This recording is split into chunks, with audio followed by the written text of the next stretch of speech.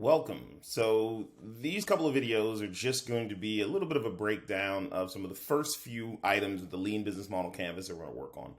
Remember, this is going to be kind of the backbone of what you're going to use throughout the entire program. And so it's really important to take your time and go through it. All right. So when you look at the Lean Business Model Canvas, this is just an example, and there's a couple of others as well. But once you're done, they should look something like this, right? Where it's clear, concise. You have all the information for all of the different areas in the Lean Business Model Canvas. This is an example for an upscale Carolina barbecue. This one is for a pottery maker, so if you're an artist. And this one is for someone who's doing professional services like tax preparation, right? Again, it's going to take some time to get through all of these, but you want to make sure that when you are putting things down, it's really clear to understand so that you can modify and change and adjust things, but you can see your entire business and your entire business model in one page. So first, let's talk about the problem, right? This is critical and really important that you understand and identify what the problem actually is when you are trying to build your business, right? So you can have multiple sort of problem statements or problems that you're trying to solve with your product or service, but you want to make sure that there's only a couple, right? You don't want to have 10 or 15 different problems that you're aiming to solve because that gets a little confusing. So let's think about a few questions you should ask yourself. So first off, what is the actual problem that you're solving, right? Are you actually in love with the problem, right? Are you dedicated to it? Do you really care about solving it? Who actually has this problem? How do you know that they have the problem? And lastly, how do you know people are actually going to pay you for this solution, right? There are a lot of problems out there that people have, but they just don't want to pay for them. So you want to make sure that all of these things are clear. So take some time, go through these, just jot down some notes. Think about how you feel with respect to the problem. So when we think about defining the problem, I say it should be 3 C's, right? So the problem should be clear, concise, and compelling, right? You also need to know how big of a problem is this, right? Is this a nuisance or is this a really major concern that someone has?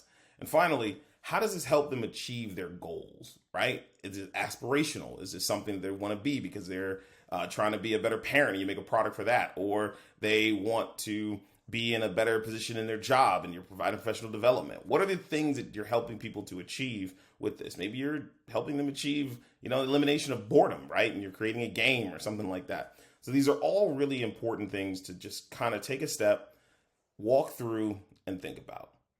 So these are some examples of problem statements, right? I mentioned before, you might have a couple different problems that you're working on, and I'm not going to go through all of these, but I'll just read out one of them. So corporate event planners need low-cost floral arrangements and don't know quality florist. Very clear, right? The individuals who you're aiming to serve, what do they actually need, and what is their problem? In this case, they need low-cost floral arrangements for their events, but they don't know anybody, right? So they're not able to actually get these low-cost floral arrangements because they don't know people. When we think also about the problem, a lot of times it's easy to just jump to, well, nobody understands what this problem is or nobody understands how to solve them, and so people just aren't solving it. Very rarely is that the case. What you want to make sure of is that you are thinking about what are the existing ways in which individuals are actually solving the problem right now. And what we call that as an existing alternative, right? So this is how people are actually solving their problem right now, even though they do not have your actual product or service, right? This also leads into when you're thinking about who the competition is for your product or service. Remember, the competition is who your customer thinks it is, not necessarily just who you think it is. So think quickly about how people are actually solving this problem, even if it's a inelegant solution, right? What we typically tend to say is you need to make sure that you are finding the duct tape, right? Now, these are just some examples of how people have solved problems, clearly in this case using duct tape, that aren't the sort of intended way with which it is to be used, right? So in the top corner, you have the plumbing, right? So if you're a plumber and you say, well, my competition is the plumber down the street. Well, actually, in this case, your competition is duct tape, right? Because they've decided that this is how they're going to solve their problem. Same thing with cracks on a wall outside, right? Or the mirror. How are you actually finding what people are doing and how they're actually solving their problems, right? So there might be some solutions that you haven't thought about that you really want to take some time to think about and just brainstorm.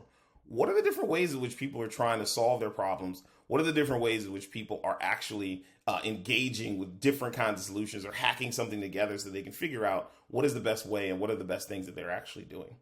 All right.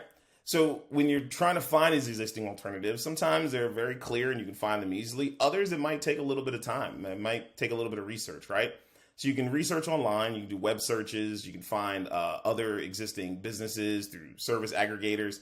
Sometimes social media is a really great place, especially for up and coming businesses that might not have a really large presence, right? You might be building a business and not that many people know about you. So how do you find other individuals? You can go on social media, websites from direct competitors, areas where there's social, subject related content, or even message boards, right?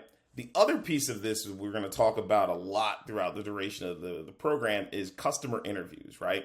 How do you actually figure out what are the individualized kinds of things that people want, what they're doing, how they're doing, and you're going to get that through customer interviews, through talking to subject matter experts, networks, and associations, all right? So I'm going to stop right here, and then what we'll do is we'll come back and we'll talk a little bit about the customer segments in the next video.